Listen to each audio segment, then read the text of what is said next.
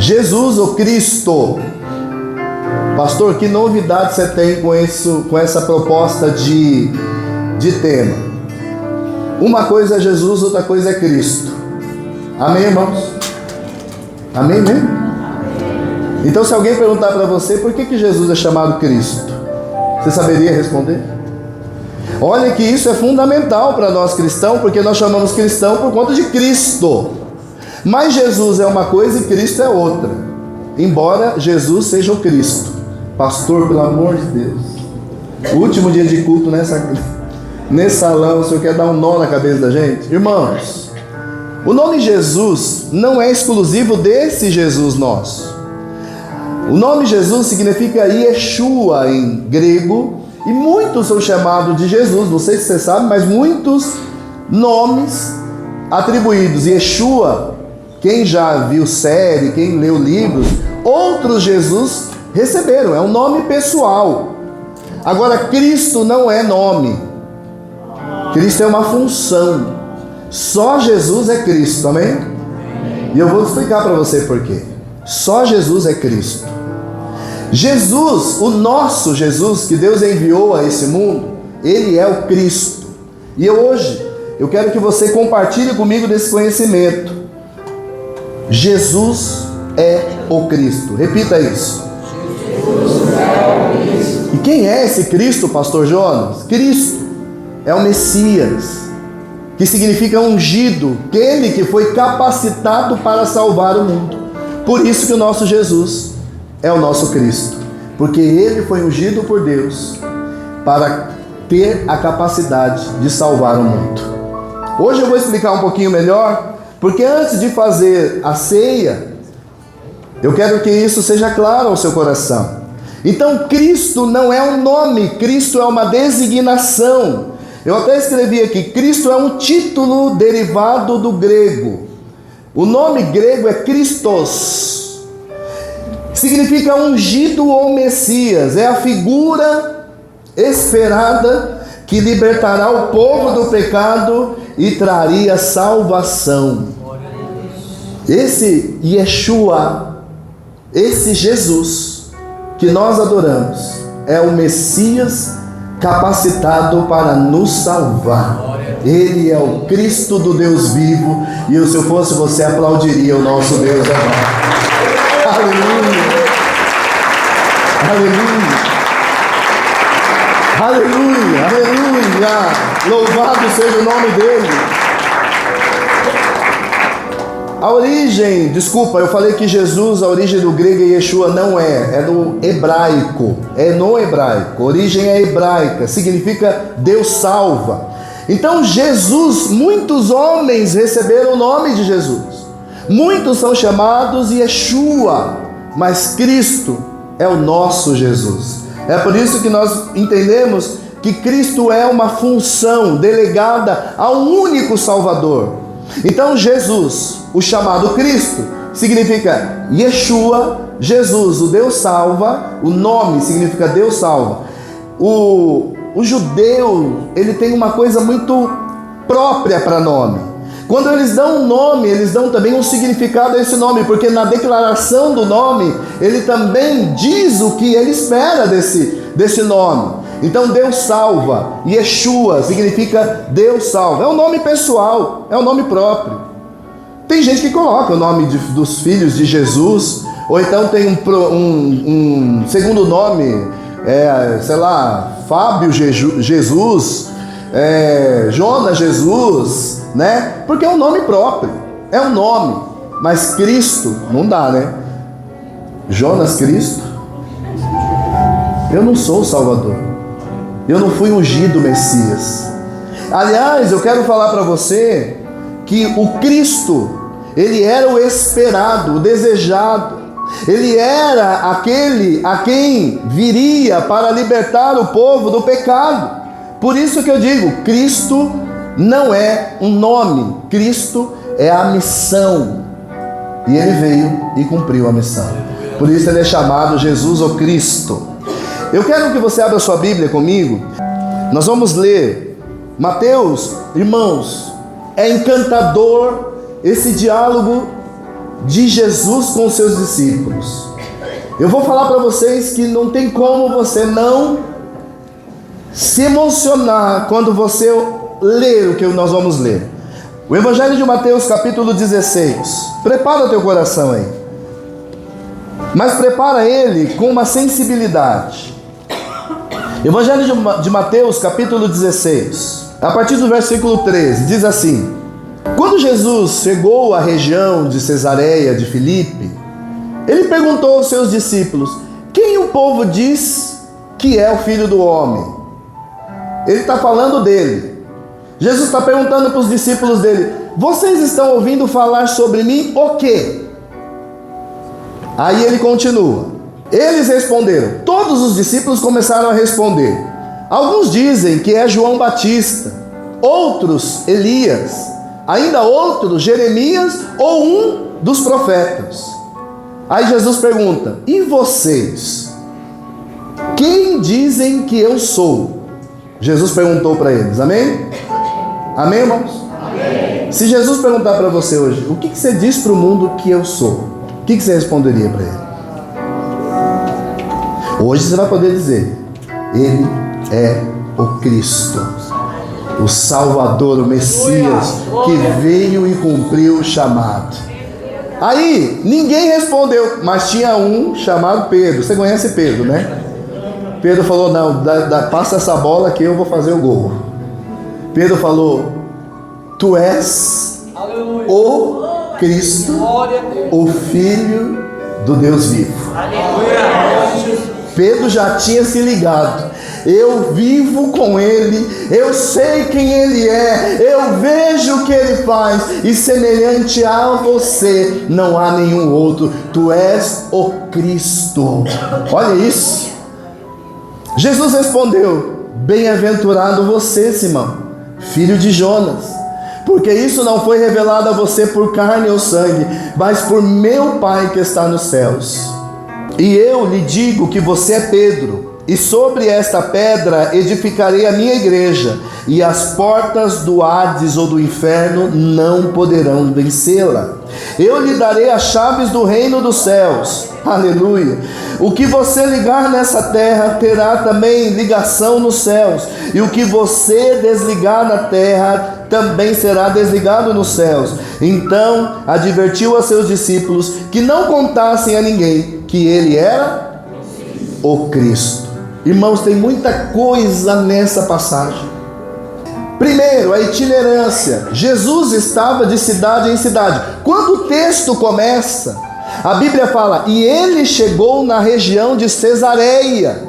Jesus já estava vindo de outros lugares. Jesus estava pregando, Jesus estava libertando, Jesus estava transformando, Jesus estava ressuscitando mortos, Jesus estava curando doentes. Jesus já vinha de cidade em cidade. Mas quando ele chegou na cidade de Cesareia, ele cutuca os seus discípulos dizendo assim: O que estão dizendo sobre mim nessa cidade aqui? O que estão falando de mim? E os discípulos falam várias coisas. Eu fico imaginando o frisson deles na hora. Um está dizendo aí que tu é Jeremias, o profeta, aquele grande profeta que fez grande coisa. Não, outros estão falando aí que tu és semelhante aos profetas do passado, aqueles que realizaram os grandes milagres. Jesus falou: Ótimo, eles podem dizer de mim qualquer coisa, mas e vocês? E vocês que andam comigo? O que vocês estão dizendo por aí que eu sou? Eu quero saber de vocês. Aí todos se calaram. Pedro fala: Eu vou dizer quem tu és. Tu és o Cristo do Deus vivo, aquele que nós tínhamos por anseio e que foi enviado para me libertar e para me salvar. Aí Jesus olha para Pedro e fala: Pedro, você entendeu tudo. E o que você entendeu não foi só de conviver comigo, mas o meu Pai revelou para você. E tem gente que pensa assim, eu até recebi, eu estava vendo ontem a Bíblia de Jerusalém, que é uma Bíblia católica. Eu gosto de fazer muito estudo naquela Bíblia. E a pessoa que me deu a Bíblia, ela me deu uma Bíblia já anotada. Eu fiquei encantado pela Bíblia. Ela me emprestou, fui fazer um estudo, estava fazendo teologia na época. Aí eu fiz uma pesquisa na Bíblia dela, e quando eu fui devolver, ela viu o meu encantamento. Sabe aquela coisa assim? Vem cá, Edson. Eu fui devolver a Bíblia que ela me emprestou, segura. Aí eu fiquei assim. Sabe aquela coisa assim? Ela falou, toma, irmão, pode. Eu vou te dar o presente, é sua. Ah, irmão, que delícia que é a leitura da Bíblia de Jerusalém. E lá, ela é católica, e lá na Bíblia dela tem uma anotaçãozinha de pé, assim, bem assim, discreta, escrito assim, Pedro, o primeiro Papa. Porque algumas pessoas que vão ler, elas vão entender que Cristo, parece que Cristo está falando que Pedro é a pedra que foi eleita para estabelecer a igreja. Mas não é isso que Jesus está falando. Jesus, quando ele fala que as portas do inferno não prevalecerão, não é contra Pedro, é contra aqueles que saberão quem é o Cristo. Amém, irmãos? Não é que Pedro é o Papa, mas Deus está falando, as portas do inferno não vai prevalecer quem souber que eu sou o Cristo do Deus vivo. Então, vamos para alguns aspectos dessa passagem. Antes de você tomar a ceia, eu quero falar dessa situação. Jesus chegou numa cidade nova, da região da Galileia, onde ele estava fazendo ali o seu percurso missionário. Jesus estava pregando as boas novas, e junto com ele estavam seus discípulos. Jesus precisava, presta atenção, por isso que eu estou falando para você nessa manhã, você precisa saber quem é Jesus, para que o mundo saiba que Jesus, o Messias, existe através de você. Meu irmão, nós estamos indo para um lugar novo, amém, mas eu quero também que esse lugar novo venha através de vocês, outras pessoas que conheçam esse Cristo, o Filho de Deus enviado para nos libertar. Quando Jesus entra nessa cidade, ele não está preocupado em saber o que estão falando dele. Jesus está preocupado em saber o que os discípulos que andam com ele sabem sobre ele. E Pedro se manifestou. Achei lindo essa passagem. Eu acho linda essa passagem porque Pedro revela a Deus, revela a Jesus que o próprio Deus, a consciência de que o próprio Deus já cumpriu a promessa em Jesus Cristo. Bom, eu vou tirar alguns aspectos dessa passagem. Primeiro, itinerância. O que é itinerância? É não estar num lugar só. Jesus esteve em vários lugares, amém, irmãos? Jesus foi conhecido porque ele pregou em vários lugares. Eu e você também somos itinerantes. Você levanta pela manhã, você tem contato com muitas pessoas. Quando você pega uma condução, quando você vai para o seu trabalho, nós somos itinerantes e precisamos, assim como Jesus, anunciar uma palavra nova. E a palavra nova muitas vezes não é dita, é revelada através daquilo que você faz. Uma outra coisa da palavra itinerância é a urgência que Jesus tinha de levar a palavra. Amém, irmãos? Eu quero perguntar para você, você tem urgência de falar de Jesus para as pessoas? Tem um irmão aqui que eu não gosto de citar nome, né? Não gosto de citar nome? Né, Éder? E aí, não gosto de citar nome, o Éder, que é um irmão dessa igreja, quando ele vai fazer a chamada dos irmãos, assim, quando ele convida os irmãos para a igreja, ele faz desafio. E esses dias eu fiquei sabendo que o irmão falou assim: você não gosta de mim, não é possível. Te chamei para a igreja uma, te chamei duas, você não foi na minha igreja ainda, irmão? Aí já faz a chantagem emocional, que aí ele já... Sabe o que isso significa? A urgência.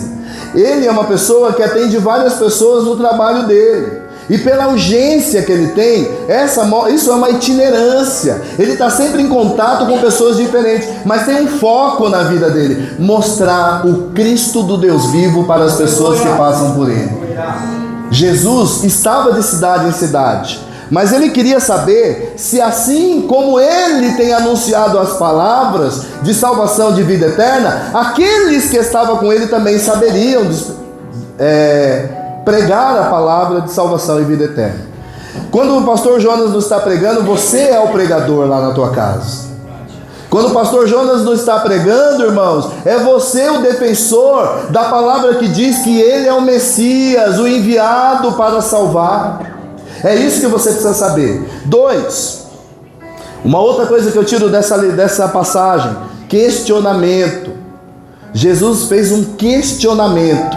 Jesus olhou para os discípulos e falou: tá, a cidade está falando tudo isso sobre mim, mas eu questiono, e vocês sabem quem eu sou?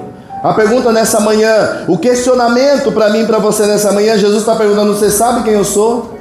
Eu vou responder para algumas pessoas o que Jesus é para elas. Para algumas pessoas, Jesus é um banco de fornecimento. Eu quero cura. Para algumas pessoas, Jesus é um garçom. Eu quero prosperidade. Mas ainda não conhece o Cristo, o Messias, o Cristo do Deus vivo. Para algumas pessoas, Jesus é uma moeda, né? É uma moeda de troca. Ô irmão, você me perdoa em nome de Jesus? Você me perdoa em nome de Jesus? Não, toma um pouco de vergonha na cara e fala: meu irmão, me perdoa porque eu fui falso com você.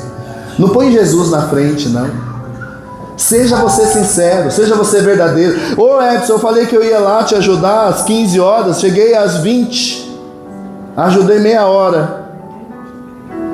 Irmãos, Jesus não é moeda de troca, Ele é o Cristo do Deus vivo, Ele é o Messias enviado para nos salvar. Então o questionamento que Ele fez aos discípulos, Ele está fazendo para nós nesta manhã. E vocês estão dizendo para o mundo quem eu sou? Tem gente que está há 10 anos no Evangelho e não sabe quem é Jesus. Aí apenas vem para a igreja como um mecanismo como eu posso dizer? É uma coisa tão automática. Chegou aqui, cantou 4 louvores, ouviu a palavra e foi embora. Não é isso que Deus tem para a sua vida. Está na hora de mudança. Eu vou falar mudança de que tipo? Quando você se embriaga, você bebe, que você mostra para o mundo que você é uma pessoa que bebe, que está embriagado, Cristo ainda não está na sua vida. Se você é uma pessoa que ainda continua com as mesmas práticas, falando palavrões que envergonham as pessoas, e depois você diz que vem para a igreja, isso revela que Jesus está te questionando nessa manhã: quem que você está dizendo que eu sou para o mundo? Então quer dizer que Jesus entrou na tua vida e não fez nenhuma diferença? Você continua falando as mesmas coisas, brincando da mesma forma, não cumprindo a palavra. Há um questionamento: e vocês? O que vocês estão falando para o mundo que eu sou? Está na hora de mudarmos. E a ceia é esse momento da gente parar para analisar. O filho que se batizou tem que se tornar o melhor filho para o pai e para a mãe. Amém, irmãos? E vocês estão dizendo para o mundo: quem sou eu? Eu sou aquele que muda a sua vida. Quem encontrou Jesus se torna uma nova criatura. Aí, quando Jesus pergunta, uma outra percepção dessa palavra, quando Jesus pergunta, todos respondem: ah, estão falando que tu é profeta, que tu faz milagre, estão falando que o Senhor está que nem muitos da igreja hoje. Ah, Jesus é aquele que me liberta, Jesus é aquele que me dá salvação. Mas Jesus quer algo mais profundo com você. Ele quer que você saiba do plano perfeito de Deus. Há uma canção da igreja Renascer em Cristo que ela com esmero faz toda essa trajetória. Ela começa contando assim: na cidade de Davi, no monte de Sião, em Jerusalém, louvamos-te, Senhor, confessamos, Jesus és o Messias, Yeshua Mashiach, Cristo do Deus vivo, nos prostramos diante de ti. E ela vai contando uma história. Às vezes a gente conta, quer dizer, a gente canta a música e a gente não vê que tem uma história na música. Ela está dizendo tudo que eu estou pregando aqui. Ele é o Cristo, desejado da nação. O nosso Yeshua Mashiach é a promessa que se cumpriu de chegar nessa terra, o verdadeiro Salvador desse mundo. A resposta de todos deveria ser essa. Mas quem respondeu? Pedro. Tinha 12, só Pedro respondeu. Por isso que ele olha e fala: você está com a pedra já bem pavimentada, porque quem está bem pavimentado prevalece. É isso que você precisa entender. Eu quero fazer uma pergunta para você nessa manhã. E você sabe quem é Jesus? Você tem vivido esse sobrenatural de conhecer a esse Jesus? Eu fui fazer uma leitura de dois autores teólogos da teologia que eu admiro muito, quando eu comecei a fazer a leitura dessa passagem, eu fiquei curioso do que esses dois teólogos que eu admiro, o que eles falam sobre Jesus. Aí eu vi que o Lewis, C.S. Lewis, aquele autor das Crônicas de Nárnia, que é um dos que eu mais amo, ele diz assim: em Cristianismo Puro e Simples, que é um dos livros que ele escreveu, o Lewis define Jesus assim. Ele define Jesus como Filho de Deus, a segunda pessoa da Trindade, afirmando que ele é tanto divino quanto humano. Ele é o Messias esperado e a fonte da vida cristã. Olha que coisa linda. Meu irmão, você precisa beber da compreensão de pessoas que nos ajudam a entender quem é Jesus. Você precisa mergulhar num conhecimento mais profundo da palavra para que você não fique enganado. A Bíblia está dizendo assim: vocês estão errando porque não conhecem as Escrituras e nem o poder de Deus. E eu fui para um outro teólogo, John Stott, evangelista, pastor, teólogo, um dos maiores. Ele diz assim: segundo a escrita de John Stott, ele via Jesus Cristo como Filho de Deus, o Salvador do mundo e a figura central do cristianismo. Irmãos, eu vou terminar essa ministração falando para você: não veja Jesus apenas como aquele que vai te dar uma nova porta aberta. Não veja Jesus mais como aquele que vai curar a sua doença. Não veja Jesus mais apenas como aquele que vai, revelar alguma coisa, vai te trazer uma profecia nova. Veja Jesus, a partir de hoje, como Cristo do Deus vivo, o Messias Salvador, aquele que foi ungido para nos libertar. Pedro percebeu isso. Pedro, ele rapidamente falou: não, por conviver com o Senhor, eu posso dizer, não há outro Salvador. Tu és o enviado de Deus para nos salvar. Eu sei quem tu és. Nessa manhã, Cristo quer se revelar para você como o Messias Salvador. Nessa manhã, o Senhor quer te libertar da situação que você está.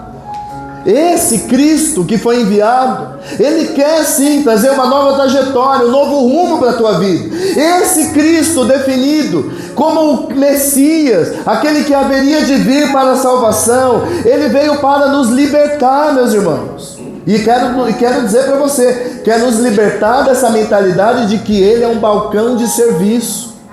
Cristo não é um balcão de serviço, Ele é o Messias. Eu falei aqui na minha ministração que ao ser apedrejado, Estevão olhava para os céus e ele falava: eu vejo os céus abertos e Cristo ao lado do Deus vivo, ali sentado à direita do Pai. Eu não posso me relacionar, eu quero que você entenda isso nessa manhã, eu não posso me relacionar com Jesus sem saber quem Ele é. Jesus, Ele é o Messias, o Cristo do Deus vivo, enviado para nos salvar. Amém? Eu termino essa ministração fazendo primeiro um desafio: conheça mais Jesus Cristo. Jesus ou Cristo não é um nome composto, Ele é Jesus, Yeshua, mas Ele é o Cristo, porque Cristo determina a missão dele, o Messias que foi ungido para nos salvar. Conheça mais Jesus. E eu quero também trazer uma definição de um dos teólogos que eu também admiro, que traz como que eu posso dizer? Na verdade, essa palavra não foi dita por ele, mas ele traz a menção desta palavra nos teus ensinos. Eu gosto muito do pastor, do autor, do teólogo Hernandes Dias Lopes, quando ele diz assim: Cristo demonstrou seu amor ao morrer por nós, e nós mostramos o nosso amor vivendo por Ele. Tremendo isso, hein? Ele morreu por nós e demonstrou amor, mas enquanto eu vivo, eu demonstro amor para Ele. Vocês entenderam, irmãos? Tremendo isso. Aleluia! Se eu estou aqui, algumas pessoas falam assim: eu ainda não entendi o meu propósito. Irmãos, eu já entendi faz tempo. Eu tenho um propósito: conhecer quem Ele é.